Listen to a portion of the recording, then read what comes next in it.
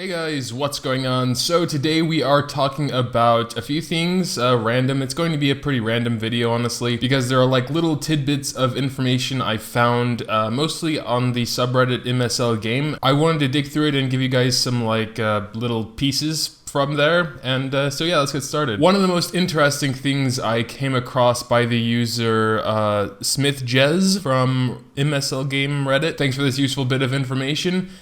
This is about the gym upgrade chance. So the chance to upgrade a gym, depending on its where it's currently at level-wise, and also the star rating. So one thing I definitely wasn't sure about, if 5 or 6 star gyms had a lower chance to be upgraded, and it looks like they definitely do. Doesn't look like it's a huge, well, it seems like 5 and 6 star gyms actually have the same chance to be upgraded. 3 and 4 have the same, but lower than 5 and 6, and 1 and 2 is the same story. But it looks like upgrading a gym from 13 to 15 always has the same chance regardless of stars. 3% chance to upgrade at plus 15, that's so low. That's way lower than I thought.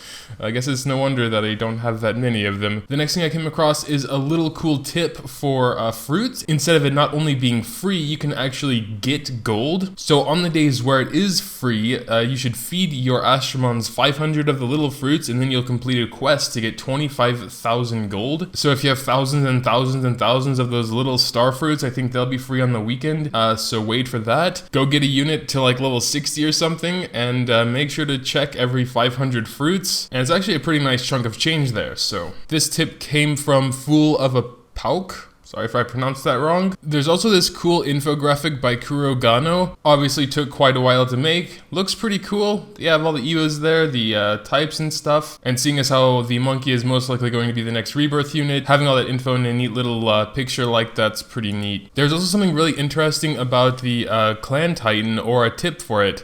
So Ryan00 posts, if you join the battle after finding that they'll leave it low but not dead, but before they finish it, you can still get in enough to finish it off with your attack, while still overkilling gets you injured when it had 1.2 million, for instance, rather than 400k. So I knew about this trick before. Like, I would always try and go in with someone if I know they can't kill it, but they'll get like close, so like both of our damages will count, or I'll ask someone to go in with me, etc, etc.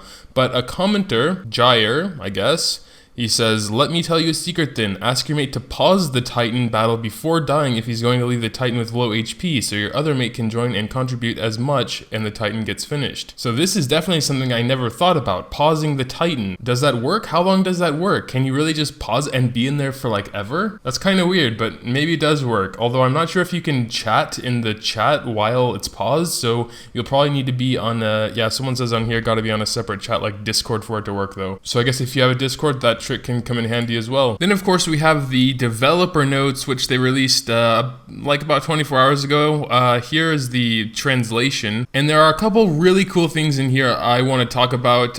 We know about the low fruits being free for a day of the week, so I'm going to skip that. The second bullet point is also really interesting. From what I understand, there will be like an event that increases the spawn rate of exotic monsters, like there's the capture rate up, so there may eventually be like a spawn rate up for exotic Astromons, so that would be really cool. Also, it seems like once a month there will be a gym bonus event. For example, the 0 cost to remove gyms, so like free, because I know we had like half-priced cost to remove gyms before, and that was honestly pretty awesome as well. But if there's ever an event where it's literally free to remove all the gyms, I'm probably going to do that with like every Astromon I have, so then I can like just like maybe make more sets out of the stuff I have already.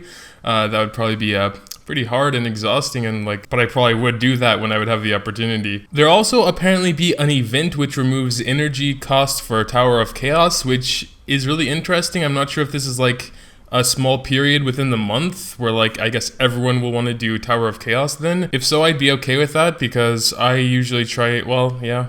That's actually a lot of energy you're saving by it being free. I'm not sure when all of this stuff will come out, or if this is just like their future plans, you know, or if this is all coming bundled in some next update or whatnot, but it's kind of a lot of stuff actually. There'll also be something called a Hero Festival and Rebirth Festival, where you can get like an exclusive Nat 4 and an exclusive Nat 5 only when the festival is active. Rebirth Festival, you'll need 3 other Nat 4s. That's kind of crazy, and I kind of regret fusing the not so good Nat 4s, or the ones I wasn't really interested in, into themselves just to like save space, because I don't want to release Nat 4s, you know? And then to get 4 of those festival Nat 4s to eventually get it to EVO 3, you need 12 Nat 4s. Also a pretty big change to Astromon League, because once you get into Masters, after this change is implemented, you have to fight the entire list. Whether you win or lose, you just have to fight everyone, so you can't just refresh.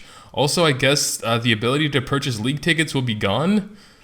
Just randomly gone like that. That's kind of weird. And introducing a system to randomly match you against players. Now, I'm not sure if this is like an optional thing, or from now on we'll just have random fights.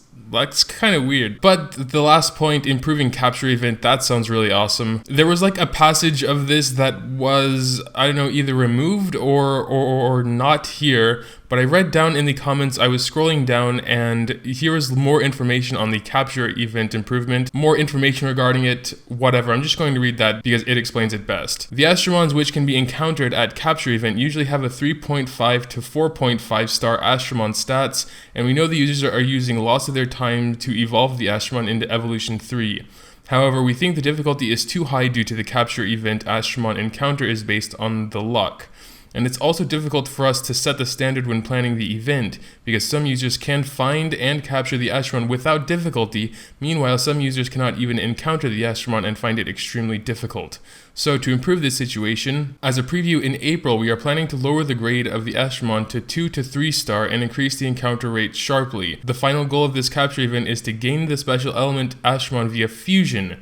The fusion will be limited for a few times only to reduce the gap between users. So this would mean like there will be a limited number everyone can get, and that limited number should be a lot easier for everyone else to get as well. So even the hardest core players can't have 50 of them now because it'll be so much easier. So this will lower the gap of power, I guess, between players, whether you're more on the casual side or more on the hardcore side. So all in all, a really cool dev note. Hoping to see some of these changes pretty soon. I am a little bit worried about what's going on with Astromon League. It seems to be becoming a lot more competitive, or definitely more on the hard side when you have to fight everyone in your list regardless if you know you can win or not. Like I said, the light dark monkeys most likely will be the next rebirth Astromon, so I'm probably going to be doing a review on them in a later video, maybe tomorrow or so. They're looking pretty good, to be honest. A lot of people don't like the monkeys just because of them being monkeys, I guess. That's half of actually Reddit right now is, oh no, the monkeys, no, please, no, not the monkeys.